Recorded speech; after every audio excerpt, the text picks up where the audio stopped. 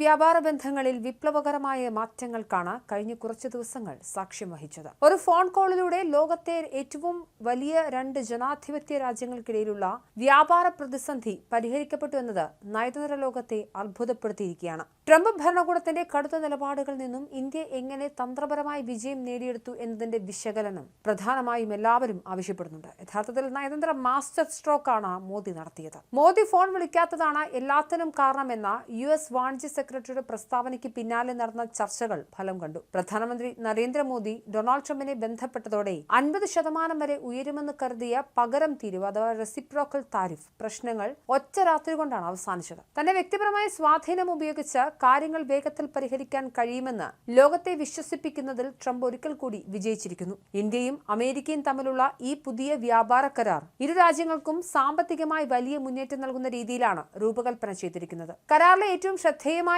നേട്ടം ഏകദേശം 4 ലക്ഷം കോടി രൂപയുടെ ഇന്ത്യൻ ഉൽപ്പന്നങ്ങൾക്ക് അമേരിക്കയിൽ ഇനി മുതൽ 0 തീരുവ ലഭിക്കും എന്നതാണ്. ഇത് ടെക്സ്റ്റൈൽസ് പോലുള്ള പ്രധാന കയറ്റുമതി മേഖലകൾക്ക് ആഗോള വിപണിയിൽ വലിയ മത്സരക്ഷമത നൽകും. നിലവിലുണ്ടായിരുന്ന 25% പിഴത്തീരുവ പിൻവലിക്കാനും മറ്റ് പ്രധാന മേഖലകളിലെ തീരുവ 18% കുറയ്ക്കാനും തീരുമാനമായത് ഇന്ത്യൻ കയറ്റുമതിക്കാർക്ക് വലിയ ആശ്വാസമാണ്. അതേസമയം ഇന്ത്യയുടെ താൽപര്യങ്ങൾ സംരക്ഷിക്കുന്നതിനായി അരി, ഗോതമ്പ്, ചോളം, ഇറച്ചി, ജനിതകമാറ്റം വരുത്തിയ വിളകൾ എന്നിവയ്ക്ക് പ്രത്യേക കാർഷിക സംരക്ഷണം ഉറപ്പാക്കിയിട്ടുണ്ട്. പകരം അമേരിക്കൻ വ്യവസായ ഉൽപ്പന്നങ്ങൾക്കും പഴങ്ങൾ, പച്ചക്കറി, വൈൻ, മദ്യം തുടങ്ങിയവയ്ക്കും ഇന്ത്യ തീരുവ ഒഴിവാക്കി വിപണി തുറന്നു നൽകും. ചുരുക്കത്തിൽ ഇന്ത്യയുടെ കയറ്റുമതി മേഖലയ്ക്ക് പുത്തൻ ഉണർവ് നൽകുന്നതിനൊപ്പം തന്നെ ആഭ്യന്തര കാർഷിക മേഖലയെ സംരക്ഷിച്ചുകൊണ്ടുള്ള സന്തുലിത സമീപനമാണ് ഈ കരാറിലൂടെ ലക്ഷ്യമിടുന്നത്.